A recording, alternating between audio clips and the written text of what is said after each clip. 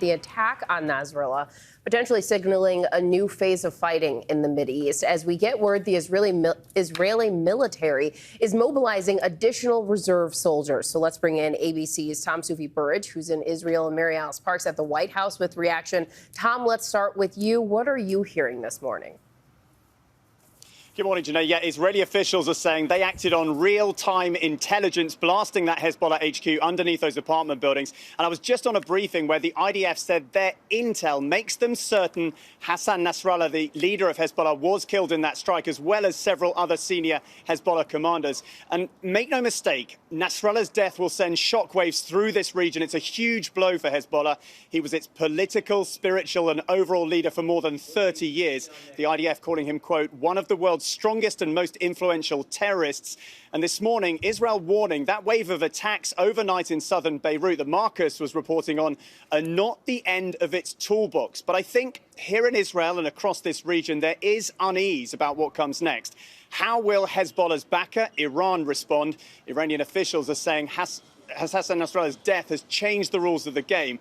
And Israeli officials are conceding this morning that the threat from Hezbollah and its arsenal of tens of thousands of missiles and rockets is still there, adding Israel is ready for a potential wider escalation, saying there are tense days ahead. And of course, the IDF is also preparing for a possible ground incursion into southern Lebanon. Whit?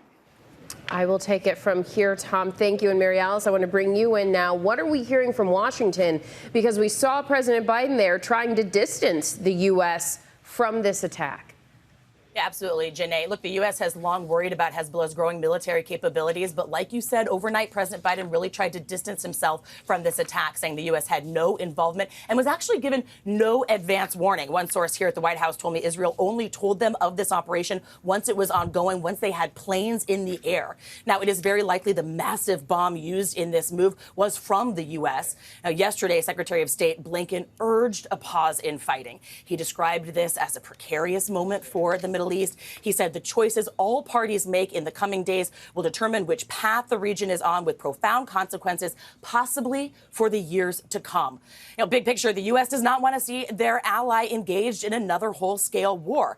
For days, the White House has argued the best way to actually allow people from Israel to return safely to their homes in the north is through diplomacy. But it is unclear at this point just how much sway President Biden has. Now, we know overnight the president directed the Pentagon to assess and adjust as necessary the U.S. force posture in the region. They are worried about troops, about embassies. There's a real fear that U.S. assets could be a target in this moment with potential retaliation.